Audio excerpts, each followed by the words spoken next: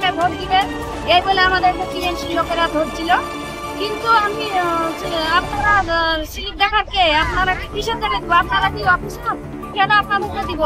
এই বলে মারধর সেই আমাদের জোট প্রার্থী প্রদীপ,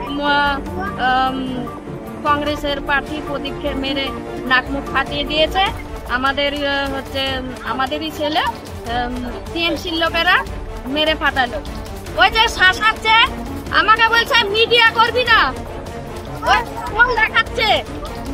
ক্ষমতা থাকলে ঠেকাক, এখানে চলে আসুক। আমি মেয়ে ছেলে, আমি একাই পারবো ওদেরকে ঠেকাতে। দেখছি ক্ষমতা হবে না, নির্বাচনে মানুষের অংশগ্রহণ করতে দেওয়া যাবে না। ওটা বাংলাতে এরকম চলছে। ঠিক স্বাভাবিকভাবে এখানে মহারাজপুর যে কৃষি উন্নয়ন সমিতি, সেখানেও নির্বাচন হচ্ছিল। তৃণমূলের দুষ্কৃতিকারীরা চেষ্টা করছে যাতে মানুষ ভোটে অংশগ্রহণ করতে না পারে। তারা পরিকল্পনা করে আমাদের যে টেন্ট, সেই টেন্টের চেয়ারটি ভাঙচুর করেছে, আমাদের কংগ্রেসের কর্মীদেরকে মারধর করেছে। পঞ্চায়েতের সদস্য প্রদীপ মণ্ডল তাকে অ্যাসাল্ট করেছে, আক্রমণ করেছে এবং সে তার মাথা ফেটে গেছে। দুষ্কৃতির আজ চলছে এখানে। শেষ পর্যন্ত দেখা যাক কি হয়। তৃণমূল তো চায় না কোনো সময় ভোট হতে, ঠিক একইভাবে এখানেও একই তাদের সংস্কৃতি মেনে চলছে। পুলিশ প্রশাসন এখনো পর্যন্ত চেষ্টা করছে, জানি না কতদূর পারবে। তবে একটাই লক্ষ্য তৃণমূলের, কোনোভাবেই যাতে ভোট না হয়। এটা কোনো বিধানসভা বা লোকসভা নির্বাচন তো নয়ই, নিদেন পক্ষে নয় পৌরসভা বা পঞ্চায়েত নির্বাচনও। সামান্য একটি কৃষি সমবায়ের নির্বাচনকে কেন্দ্র করে হুলস্থুল হলো মুর্শিদাবাদের দৌলতাবাদ। মহারাজপুর কৃষি উন্নয়ন সমবায় সমিতির নির্বাচন ছিল আজ রবিবার। সেই নির্বাচন ঘিরেই ধুমধুমার বেঁধে যায় ওই এলাকায়। আইন ভাঙার অপরাধে বেধড়ক লাঠি চালালো পুলিশ।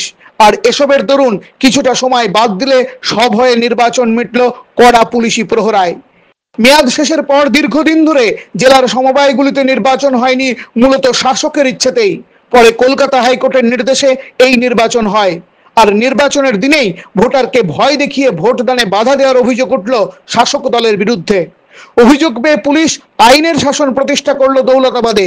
তারা গণতান্ত্রিক অধিকার প্রয়োগের সুযোগ করে দিলেন গ্রামবাসীদের। হাতে নাতে ফলও মিলল তার। একসময় বামেদের দখলে ছিল এই মহারাজপুর কৃষি উন্নয়ন সমবায় সমিতি।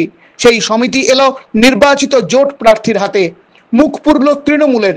43 আসনের এই সমবায়ে জোট প্রার্থী পেল 39টি আসন, আর শাসকের কপালে জুটল মাত্র 4টি আসন।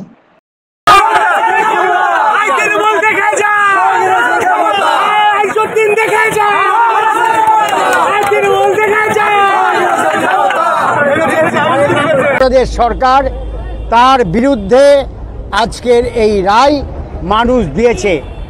লোকসভা বিধানসভায় আমরা সব সময় তা দেখি না, যখন বিধানসভা আসবে তখন বোঝা যাবে টিএমসি কত ধানে কত চাল মেপে নিবে।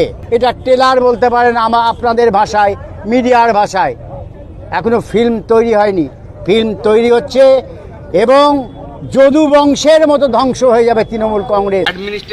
অ্যাডমিনিস্ট্রেটর থেকে শুরু করে ম্যানেজার থেকে শুরু করে যা আছে সব কনফার্ম হয়েছে। কিন্তু এই নির্বাচন স্পষ্ট আঙুল তুলল শাসকের দিকে। শাসকের অন্দরে ক্ষমতা দখলের যে লড়াই নিরন্তর চলে, তার কারণেই কি এলোমেলো করে দেওয়ার চেষ্টা? শাসক বলেই কি শুধু কৌশলহীন আড়ম্বর? প্রকাশ্যে না এলেও প্রশ্ন উঠছে দলের অন্দরে।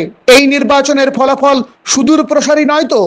পঞ্চায়েত থেকে পুরসভায় পরিবারতন্ত্র কায়েমের যে স্রোত বইছে মুর্শিদাবাদের তৃণমূলে, তারই মাসুল 2026-এর নির্বাচনে দিতে হবে না তো শাসক দলকে?